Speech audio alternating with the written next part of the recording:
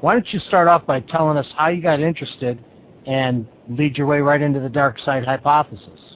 Yes, I first got informed about Dulce, New Mexico in 1988 when I received a letter from a researcher by the name of Jason Bishop, also known as Tal Levesque. And he gave me information, about 6-page information on a very interesting community of New Mexico called Dulce, New Mexico, and he attached what's known as the Dulce Papers, about 3 or 4-page report written by an alleged former security person who allegedly was handling, one of the security sections at this underground base, allegedly underground base in Dulce, New Mexico. And this was in 1988 when hardly anybody had heard about Dulce, New Mexico. And then, surprisingly enough, Tal Levesque's friend, John Lear, also sent me his hypothesis. This was back in 1988. And the hypothesis had to do with Dulce, New Mexico, as well as Area 51 in Nevada, at which time in 1988 very few people had knowledge of Area 51, but this is how I really got interested in both Dulce as well as Area 51 in Nevada. So, the world just got to know about Area 51 only in 1989 when an alleged former government scientist came out in a Eyewitness News TV broadcast in Las Vegas. But anyway, in the meanwhile, in the meanwhile, I kept, my interest in Dulce, New Mexico. So this is how I really got to know about Dulce. Plus, there had been other writers who, a few years later, began talking about Dulce also. For example, there's a writer by the name of Branton, or Alan DeWalton, who started also collecting information on Dulce, alleged underground base. But what really made me think about Dulce more was when I brought a Japanese television crew in 1990 to Dulce, New Mexico, to interview the local Jicarilla Apache residents on the street about Dulce. And we were there in Dulce in 1990 in the month of March, interviewing the people on the street in Dulce and asking the people, is it true that there is a base here, or is it true that people have seen military helicopters and strange lights, along with the frequent cattle mutilation incidents? And so anyway, we were interviewing these Jicarilla Apache residents there, and lo and behold, while we were interviewing on the street, we were strangely and inexplicably detained by the Dulce police chief, and was taken to his office, and we were detained, all 8 of us, was detained in his office for about 45 minutes to an hour, during which time he, asked for IDs and took down all our names and, all our IDs. And so we asked the police chief whether we were doing anything illegal by interviewing the people on the street. And he didn't want to answer our question.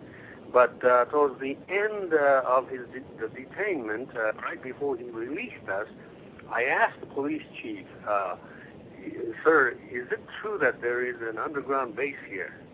And his strange answer was this: I don't want to talk about the base. And that was it. Confirmation, huh? So that was an interesting, answer.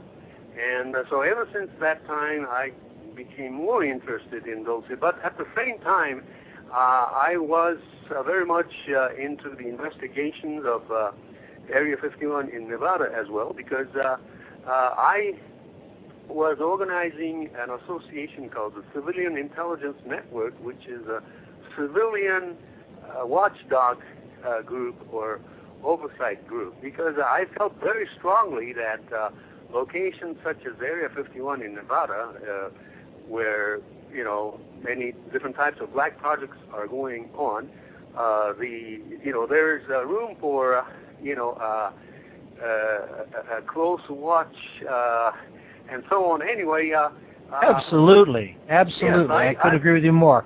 We pay for those projects, so we need to be in control.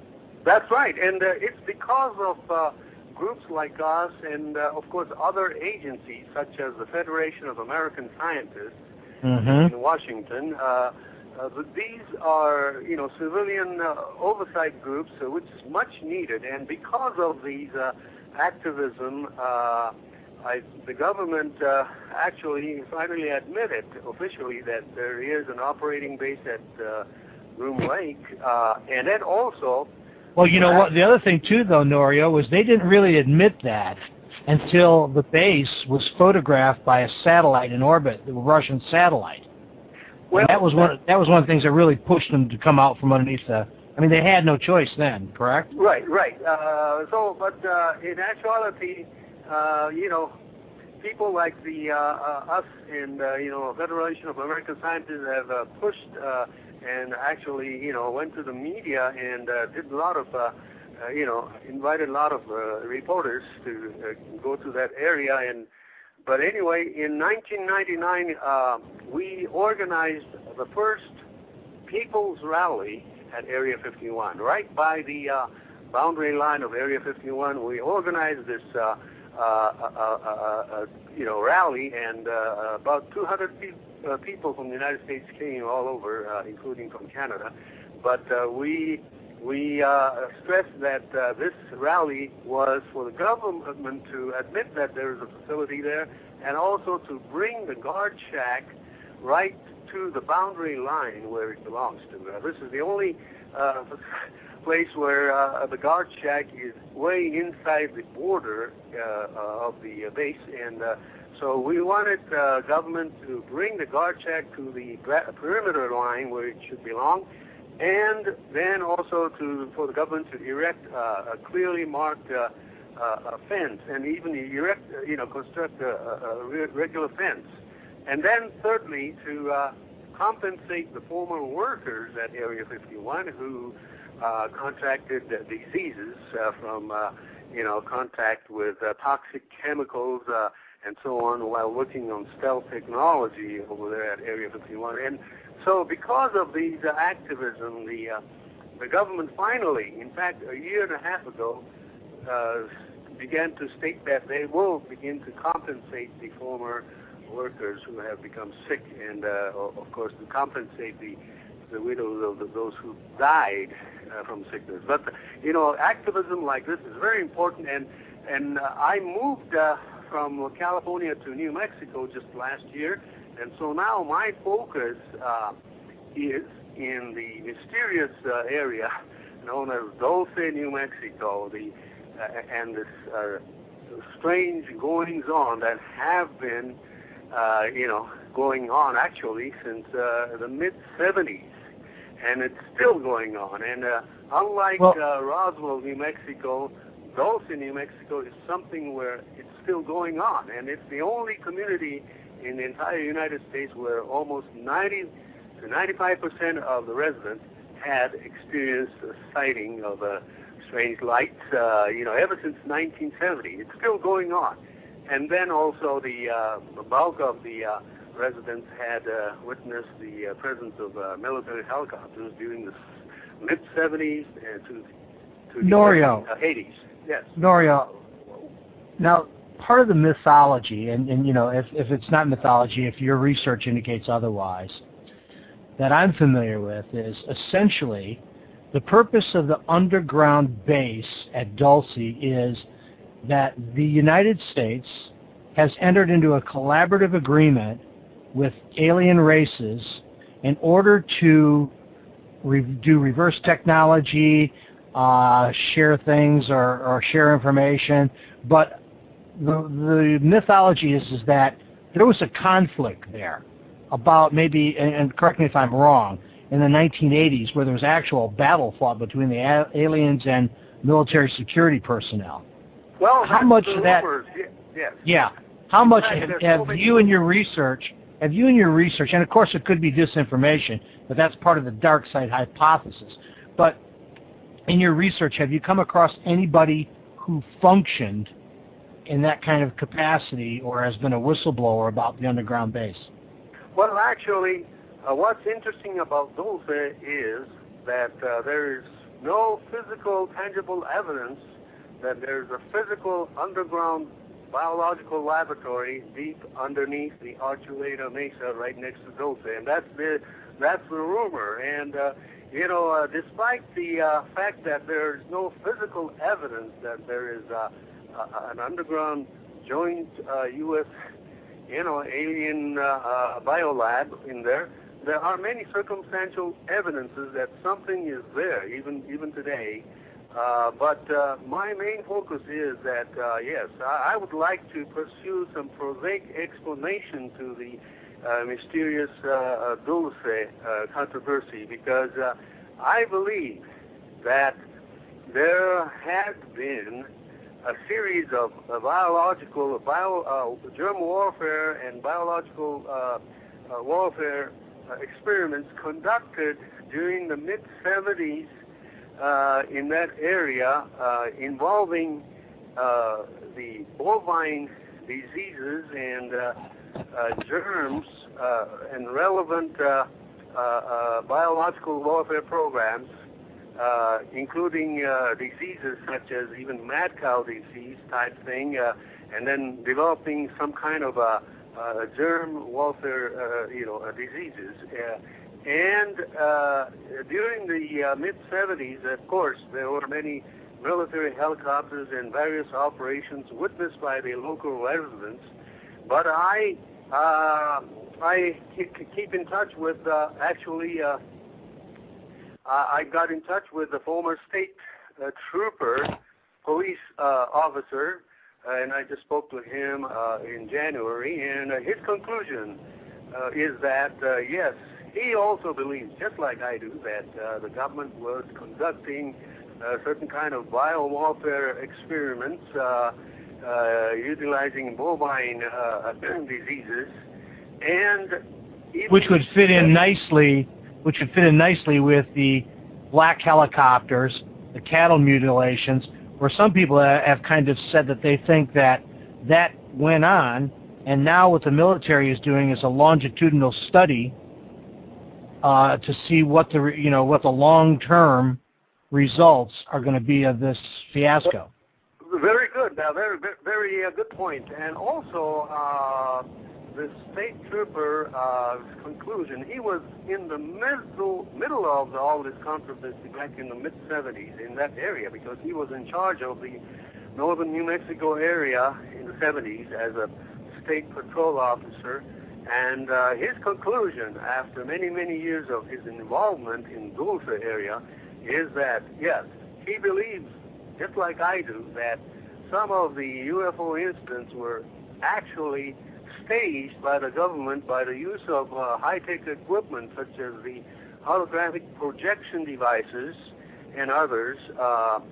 And so, it's very interesting. Now, I'm having this Dulce-based fact or fiction conference. This is the first time ever that a conference of this kind will be held right in the middle of this Jicarilla Apache town called Dulce, New Mexico. And in December, I was really afraid to even have this conference right in the middle of this Indian, nation. The town of Dulce, New Mexico, belongs to is the Indian reservation of the Jicarilla Apache.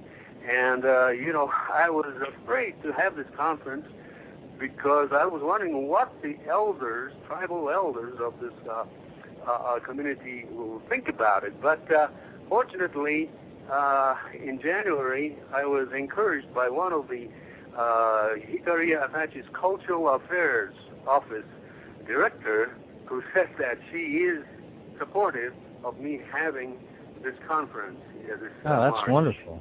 And yes, I was very surprised. And she told me on the telephone, that she has a lot of things that she wants to say to me, but she wouldn't like to, talk to me on the phone. But she also indicated that there is something there. Something is connected to their culture and their spiritual philosophy. But it's the Hikari Apache Nation, I think, has something that they know, but they don't want to share out in the open due to cultural and spiritual reasons. But, this is the reason why I'm hosting this conference on March 29th. It's called the Dulce-based Fact or Fiction.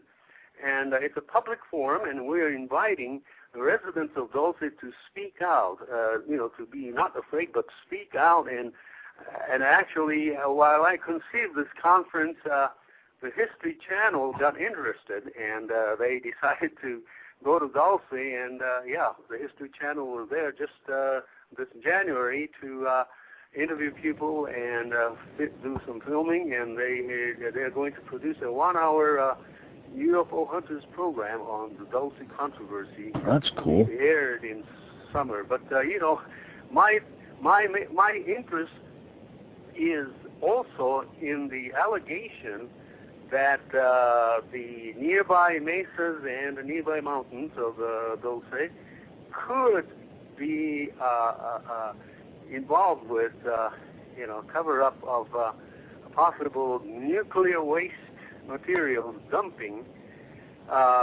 because, that whole area has a lot of radiation ever since 1967. In 1967, the U.S. government, under a program called Atomic Use for Peaceful Purposes, exploded an atomic bomb underground about 21 miles south of Dulce. It was called Project Gas Buggy, and the government knew that the result would be bad, but nevertheless they exploded this nuclear device near Dulce in 1967, and for the outward reason was that they wanted to ease the flow of natural gas, but they may have created other things, because that whole area has a lot of natural caverns. Yes, there are a lot of natural caverns in that area, and Los Alamos National Laboratory actually had a plan in 1945 to locate the waste material, nuclear waste materials, by excavating and hollowing the mesas, and that will be cheaper. And so initially they started doing, but I doubt that they do it now. But that entire area of the Dulce area has high rates of cancer and radiation. Well, the other thing that wouldn't surprise me about that, though, Norio, is what if they've just been, let's take it from a completely practical standpoint. What if they were dumping nuclear waste out there for years and years and years, and they decided at that point, well, you know what, maybe we can just vaporize all this stuff if we put it underground, and we nuke it. Well, yeah, anything is possible. Like a nuclear furnace, you're going to burn it all up. Anything is possible, yes, because, first of all, that location, as I said, is the jurisdiction is is under the sovereignty of the Hikari Apache Nation, and I lived in California, and back in the 80s, the Cabazon Indian Reservation in Southern California, right near Palm Springs and Indio, was the location of alleged governmental experiments on biological warfare as well as fuel air explosives testing. And the government apparently borrowed that Indian reservation in Southern California, the Cabazon Indian Reservation, and allegedly conducted experiments like this. So, to me, the use of the Indian reservation is very interesting to me. It's an ideal location to conduct actually a lot of things that otherwise they may not be able to do. But it's interesting that Dulce is right in the middle of the Jicarilla Apache Indian Reservation. And, there's something that the people over there know, but they don't want to share. But fortunately, Doug and Grant, when the History Channel came in January, 2 months ago, I was there, for interviews, and we met a lot of people over there, and we got in touch with former Dulce police officers who agreed to speak out at this Dulce-based fact-to-fiction conference. They are now coming out, and without fear, I guess. And I'm really excited that a former Dulce police officer agreed to speak out at the conference, as well as several residents over there who decided to share something. So I'm really getting excited about this conference. Hey, Norio, this conference is coming up at the end of the month, correct? That's right, on March 29th. It's a conference and a public forum, and Great. How can people find out more about it? Yeah, actually, they can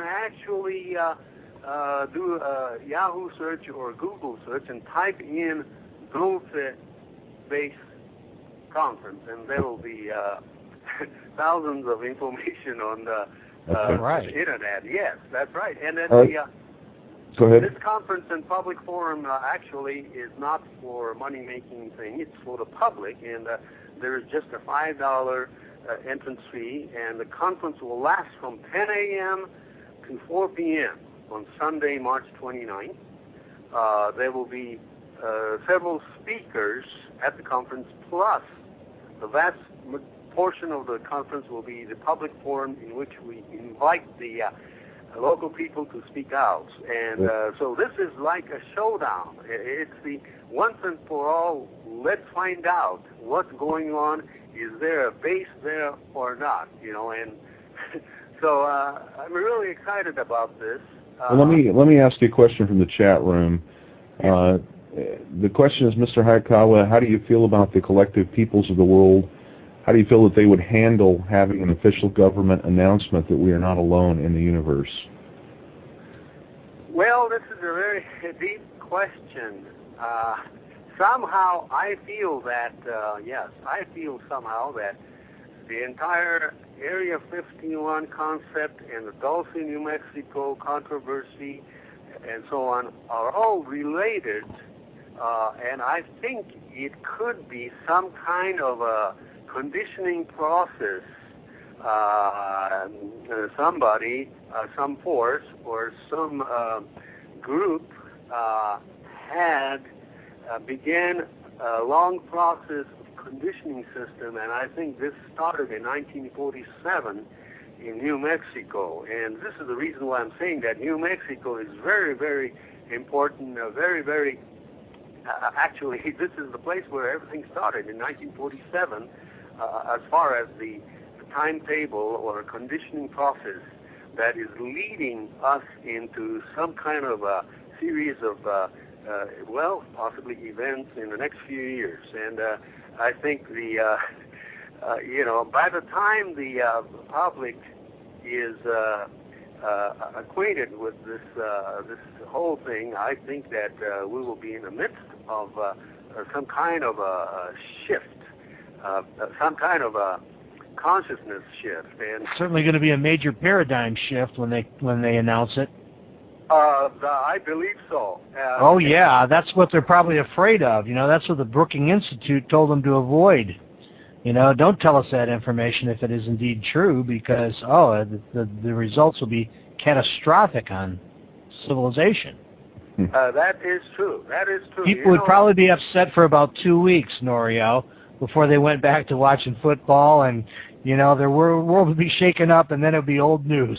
That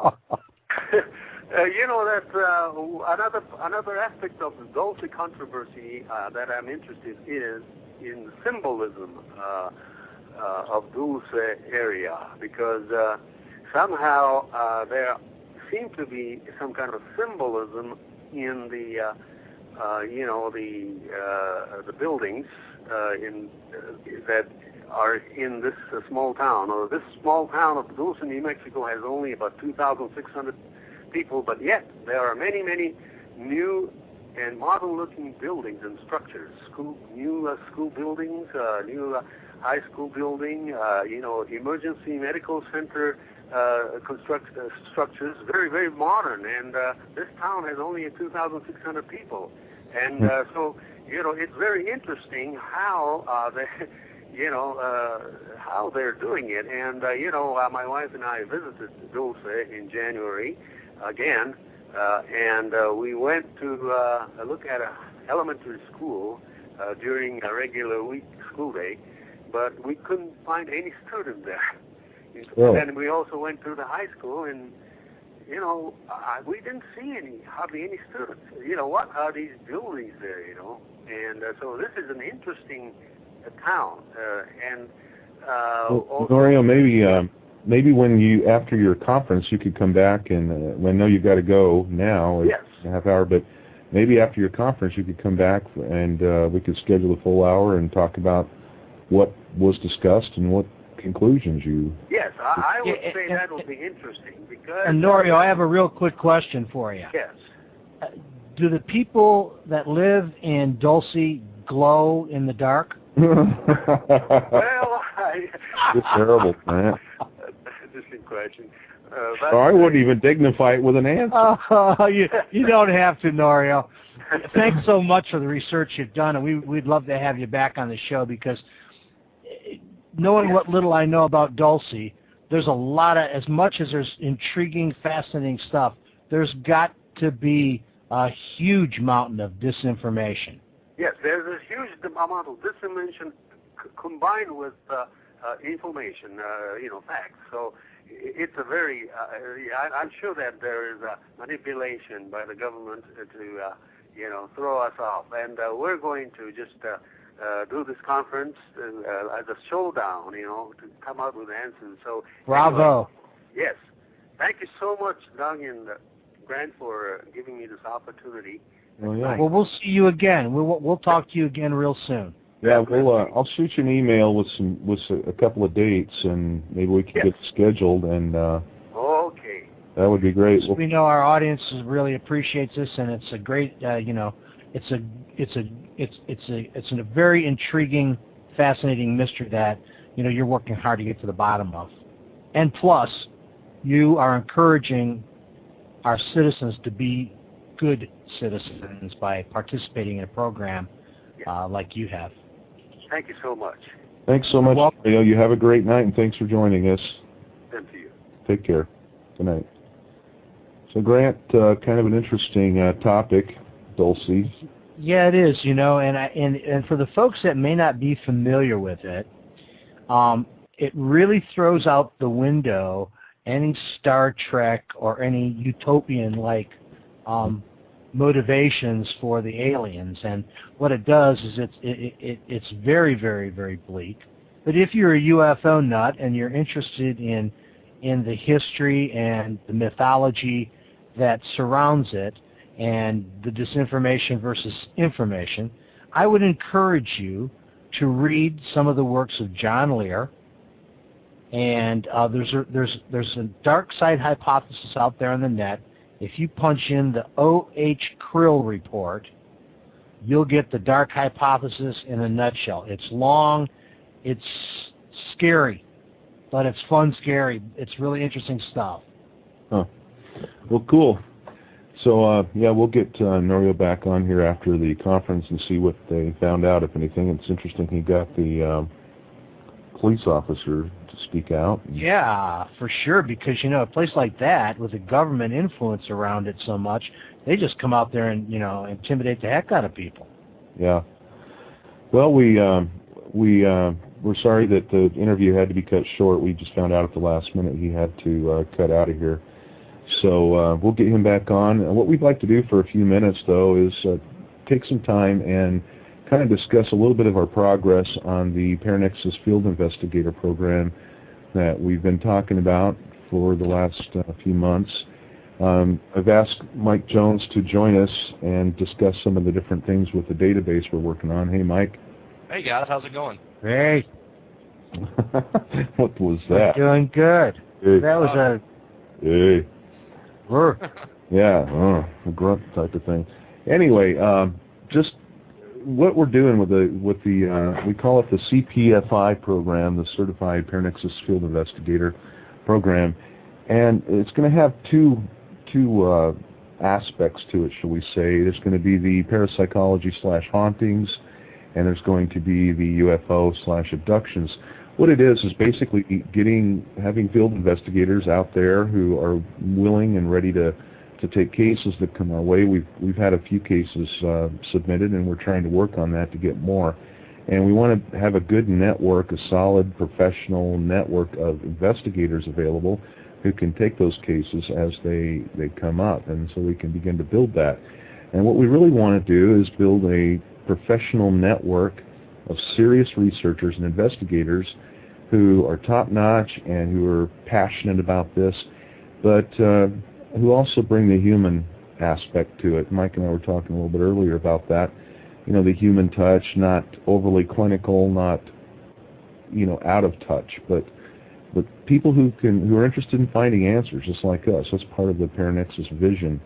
And, you know, the other thing the other beautiful thing about it, the work that Doug and Mike have been really plugging at and working hard at, is that, you know, as a field investigator, you're not out there alone. I mean, you're going to have this incredible data bank that these guys have made that's going to be easy to access, easy to enter your data, and to share it, most importantly, with the network like Doug is talking about.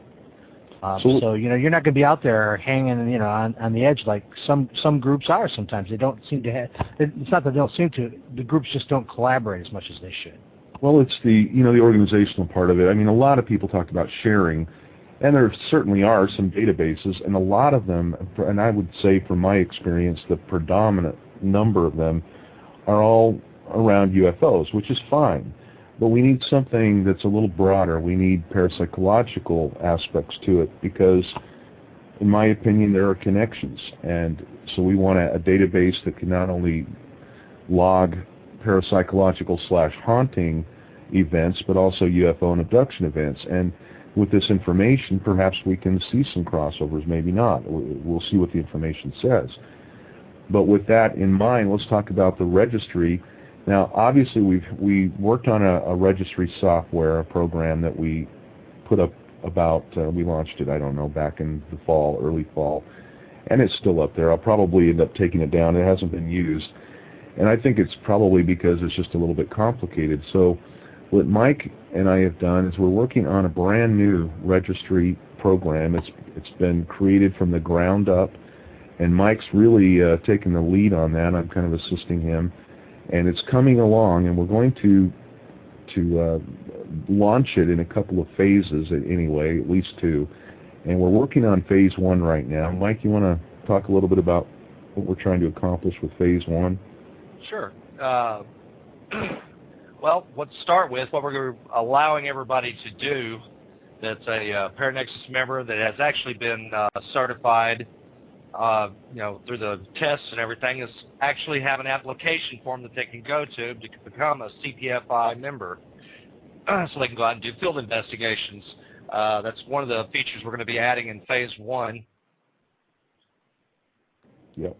And I just went dead for a second. Oh. Anyway, what's going to happen from there is they're going to be able to, of course, submit the reports. We'll be able to assign reports, as you know, the cases as they come in.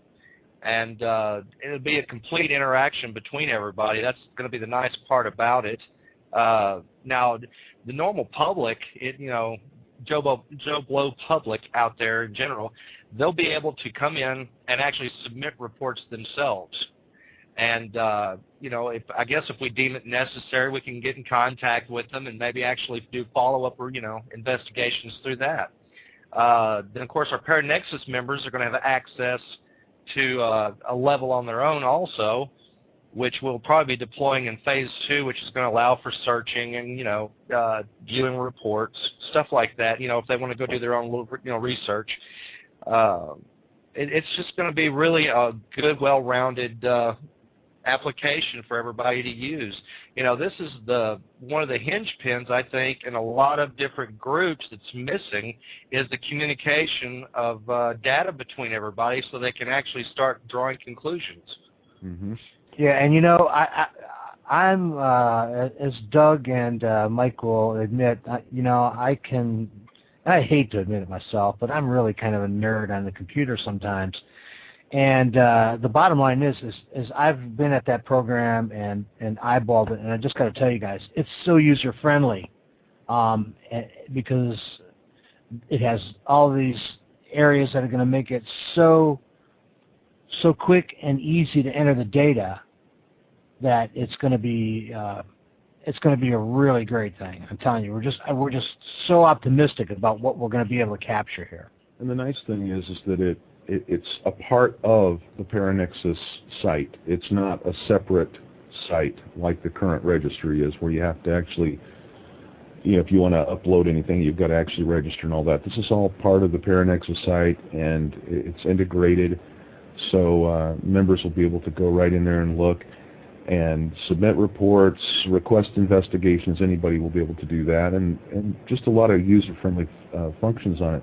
One thing I should mention is that as far as the CPFI program, the qualifications are, in this initial deployment, we're going to focus on the parapsychology and hauntings aspect of it. The UFO and abductions part of it for investigators, that is, will come in probably the second quarter of this year.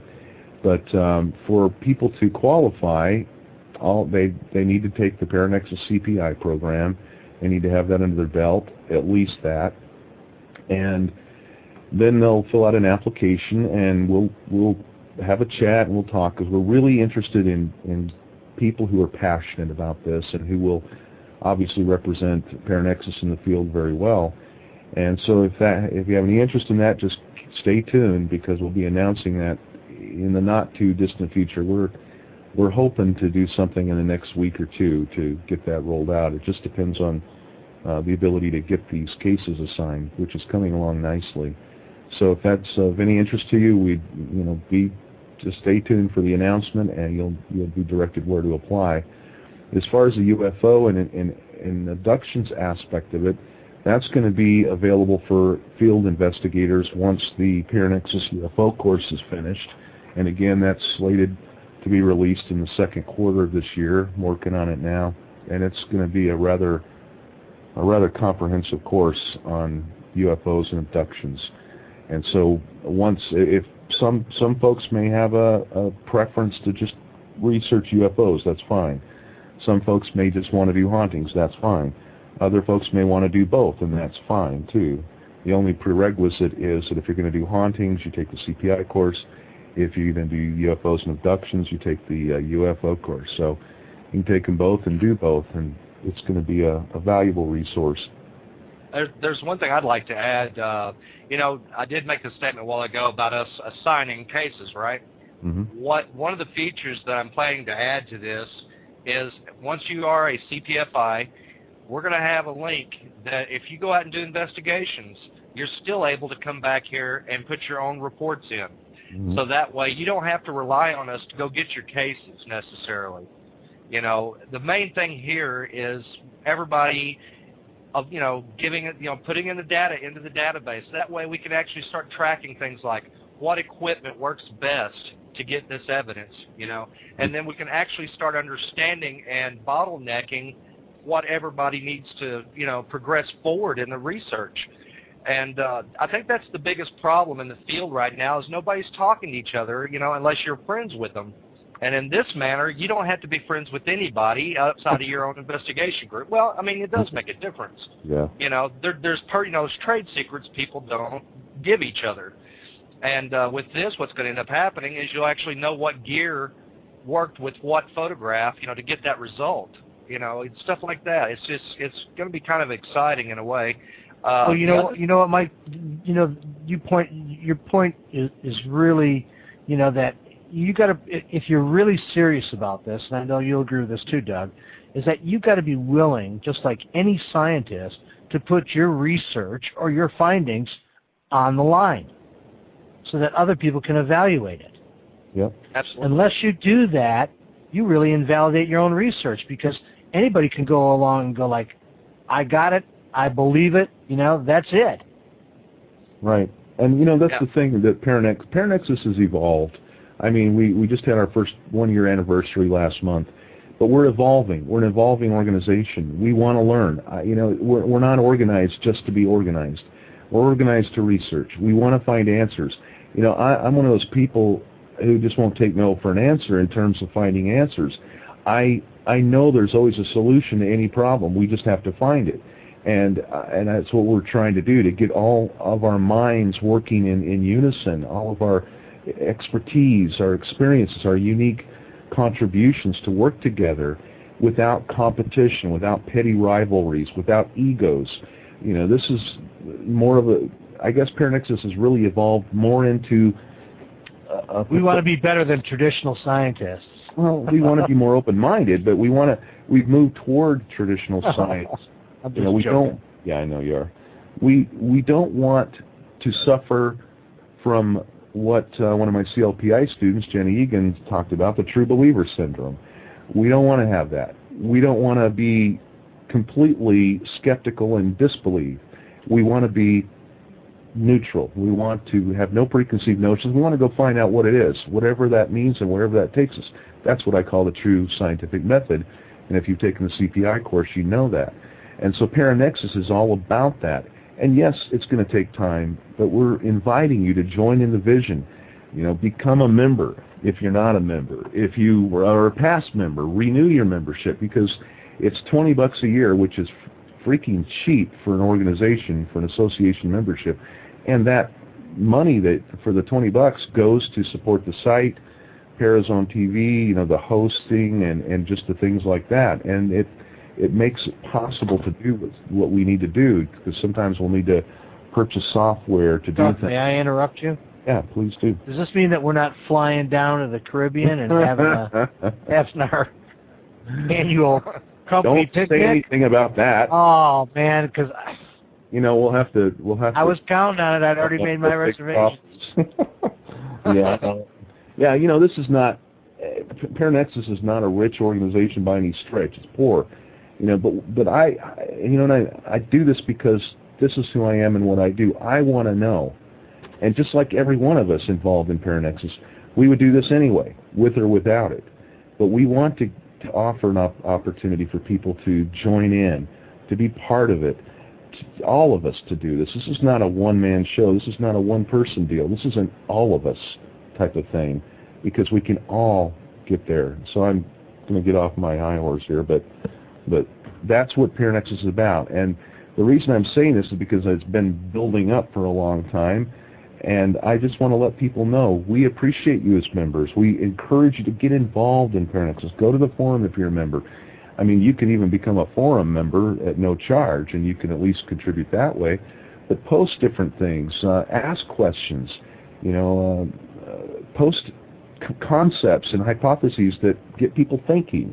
Let's show that the people out in this field, in this community, both the parapsychological hauntings and UFO, are some great people, some great thinkers, some people who can think for themselves, some sharp individuals.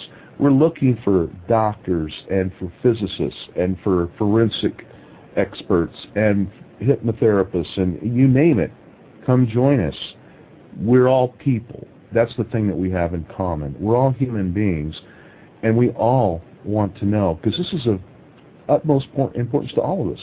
It helps us to understand the human condition. I took a breath there in case anybody wanted to jump in. Aho. Oh. So, beyond the... Go ahead, Mike, if you've got something. I was going to say I didn't finish. One thing that's going to be a feature later on for everybody to use is when you do your search, I'm planning to incorporate actual statistical graphs and geographic locations. Yeah. So that you guys can actually say, wow, there's a hot spot. You can actually know there's a hot spot geographically where this stuff's going on. Visually. Yeah, exactly. And the same thing with the statistical information. You'll actually say, wow, I didn't realize that happened in that frequency in the EMF field. That's actually very pertinent information for people doing research. That's the whole thing here, that's got me excited about it, is because this is really one-of-a-kind database it's coming into existence here. Mm-hmm. Especially because we're doing it. Absolutely. And that's one. And I want to, compliment Mike. I mean, he spent a lot of hours in writing this PHP code, and he's doing a bang-up job, and it's coming together. So we're excited. We're looking forward to deploying that. So, just to sum up everything, the Paranexus Certified Field Investigator Program is coming shortly. If you're interested, be on the lookout for the announcement where you can apply. We'd love to have you part of it. We're not going to charge you to be a field investigator. The only prerequisite is that you take the CPI program for hauntings and parapsychological issues, or investigations rather, or you take the UFO course, which will be released in the second quarter if you want to focus on the UFOs. That's the only prerequisites, other than, sound mind, good moral character, all that other stuff, and professionalism. So, good thing. It's one of the things I think that's going to really make a difference for Paranexus. It's going to give a lot of people pause or position to take a second look and say, yeah, I'd like to be a part of that. Join the vision. Join us and be a part of this whole thing. We invite you warmly. Question. Will the new program also allow teams to reach out to others if a case comes in that they can't take on at the time? Sure. Absolutely. Yeah, that's another thing. We're like a consulting firm. Well, that's the thing is, like, say, for instance, we give you a case. This is Doug and I discussed this. If we give you a case, what's going to come up on your screen essentially is the ability to refuse or accept the case, and also you'll have an area below where you need to write in, we need to request another team take this, or another investigator take this, take the action on the case, or whatever, for whatever reason. We'll have a place where you can actually talk to the administration and say, hey, we can't handle this right now, we're already overloaded. And that's what's going to be nice. But on top of that, Doug and I, and the other administrators will be able to actually see how many cases people have, and in all likelihood, we'll contact you before signing a case if you look like you're already loaded down. Yeah. And the other thing is, too, if you're relatively new and you're early into doing your investigations, we're also here for consultation anytime you guys need it.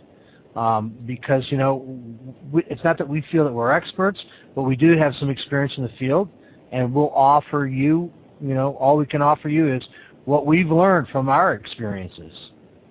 And so don't feel like you're out there on your own. That's another thing of beauty with the system that Doug and Mike have set up, is that not only can you get all that data in, put it in, and take a look at it and get graphs and all that kind of stuff, but you also have access to a lot of people that want to help you if you have questions.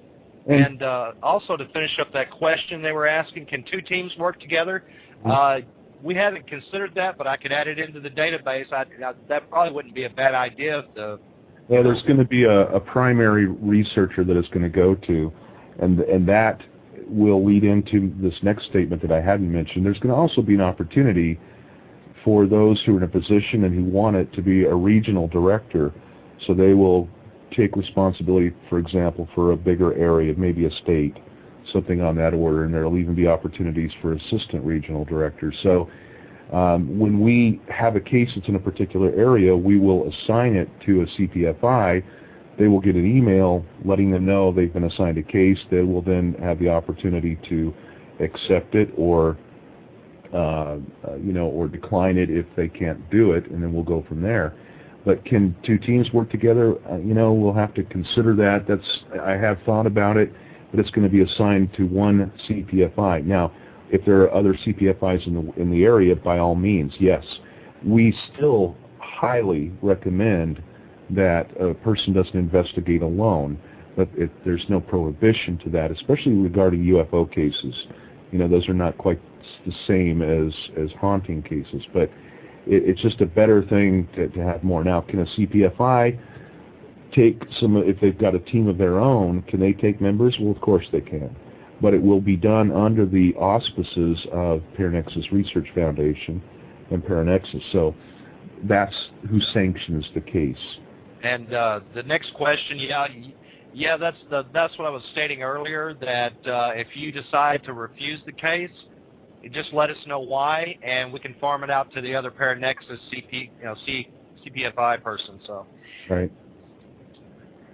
So it's going to be an exciting program, and hopefully folks will be interested in doing it, and we'll continue to research and find answers and work together.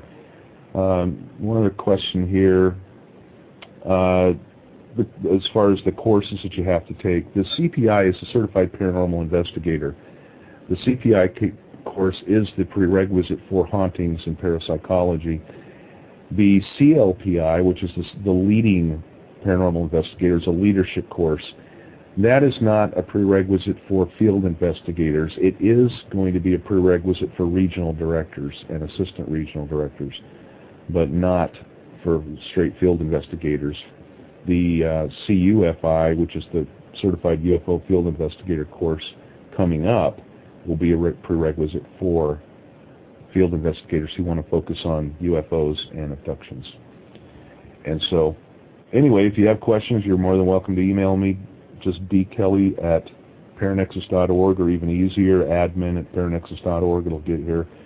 And stay on the lookout for the announcement. It shouldn't be too awful long. We're just finishing up the database. And Doug, if I could just add something too, in regards to the question from Sarasota Paranormal and anybody else out there, we're also willing, if you guys want to invite us on an investigation, or bring us in as consultants anywhere in Southwest Florida, we're always willing to go and investigate. That's how we started off, and don't forget that there's still investigators here that are willing to go out into the field. Mm-hmm. And we do take cases in the area as well. We have absolutely myself and Gregory Kent who handle cases in our area in Southwest Florida, Central Florida. That also reminded me too of the Paranexus Monthly Forum that we're going to begin in April. It's going to be a monthly thing. It's going to be south of Tampa in the Parish area. It's just the South Tampa area at the Red Hawk Ranch Retreat. And it's a beautiful area, and we're going to do this the second Saturday of the month. The actual meeting's going to be from about 6 to 8 or so. You can go early, walk the grounds. There's a creek there. You can camp over. It's going to be a great time and a great opportunity for people in the Florida area to network, to meet others, to share experiences, and to learn, because we're going to be offering different speakers each month. And so if you know of anybody in the area or you want to speak on something, let me know. That's going to start in April, the second Saturday, April. And there'll be more information on paranexus.org about that as well. Hopefully people will come. I was just going to say Red Hawk Ranch is just a real pleasure to go out there. It's one of the highest elevations in Manatee and Hillsborough County, and Bud and Brenda have a beautiful place there. And it's very tranquil, and even to go out and hear a couple speakers and sit by a campfire on their 18 acres of land is a real pleasure. Yeah. 8 of us was detained in his office for about 45 minutes to an hour, during which time he, asked for IDs and took down all our names and, all our IDs. And so we asked the police chief whether we were doing anything illegal, by interviewing the people on the street, and he didn't want to answer our question. But towards the end of his the detainment, right before he released us, I asked the police chief, "Sir, is it true that there is an underground base here?" And his strange answer was this: "I don't want to talk about the base." And that was it. Confirmation, huh? So that was an interesting, answer. And so ever since that time, I became more interested in Dulce. But at the same time, I was very much into the investigations of Area 51 in Nevada as well, because I was organizing an association called the Civilian Intelligence Network, which is a civilian watchdog group or oversight group, because I felt... Why don't you start off by telling us how you got interested and lead your way right into the dark side hypothesis? Yes, I first got informed about Dulce, New Mexico in 1988 when I received a letter from a researcher by the name of Jason Bishop, also known as Tal Levesque.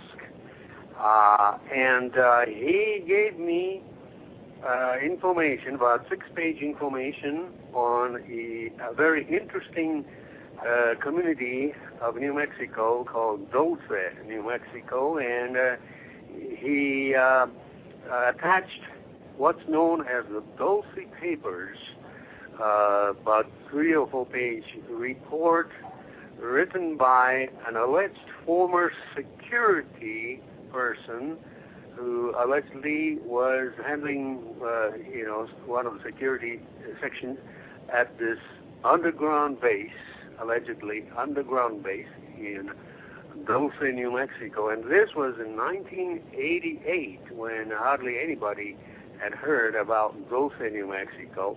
And then surprised very strongly that locations such as Area 51 in Nevada, where many different types of black projects are going on, there's room for a close watch and so on. Anyway, absolutely. Yes, I could agree with you more.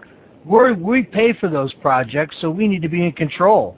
That's right, and it's because of groups like us and, of course, other agencies such as the Federation of American Scientists in Washington. These are, civilian oversight groups, which is much needed, and because of these activism, the government actually finally admitted officially that there is an operating base at Groom Lake, and then also... Well, you know what? The other thing, too, though, Norio, was they didn't really admit that until the base was photographed by a satellite in orbit, the Russian satellite. Well, and that was one of the things that really pushed them to come out from underneath the... I mean, they had no choice then, correct? Right. But in actuality, people like Alan DeWalton, who started also collecting information on Dulce alleged underground base. But what really made me think about Dulce more was when I brought a Japanese television crew in 1990 to Dulce, New Mexico, to interview the local Jicarilla Apache residents on the street about Dulce. And we were there in Dulce in 1990 in the month of March, interviewing the people on the street in Dulce and asking the people, is it true that there is a base here, or is it true that people have seen military helicopters and strange lights, along with the frequent cattle mutilation incidents? And so anyway, we were interviewing these Jicarilla Apache residents there, and lo and behold, while we were interviewing on the street, we were strangely and inexplicably detained by the Dulce police chief, and was taken to his office, and we were detained. All enough, Tal Levesque's friend, John Lear, also sent me his hypothesis. This was back in 1988, and the Mm-hmm. hypothesis had to do with Dulce, New Mexico, as well as Area 51 in Nevada, at which time in 1988 very few people had knowledge of Area 51, but this is how I really got interested in both Dulce as well as Area 51 in Nevada. So, the world just got to know about Area 51 only in 1989 when an alleged former government scientist came out in a Eyewitness News TV broadcast in Las Vegas. But anyway, in the meanwhile, yes, in the meanwhile, I kept, my interest in Dulce, New Mexico. So this is how I really got to know about Dulce. Plus, there had been other writers who, a few years later, began talking about Dulce also. For example, there's a writer by the name of Brandt